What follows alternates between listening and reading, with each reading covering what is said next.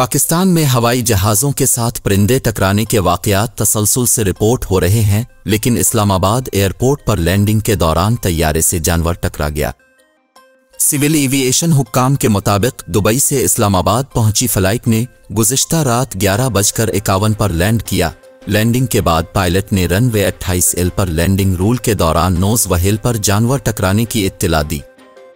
तर्जुमान civil aviation ने बताया कि रनवे का मुआयने पर टैक्सीवे C और F के दरमियान मुर्दा जानवरों की बाकियात पाई गईं, ताहम एयरलाइन के इंजीनियरिंग शोबे ने हवाई जहाज़ को कोई नुकसान न पहुंचने की तस्दीक की है।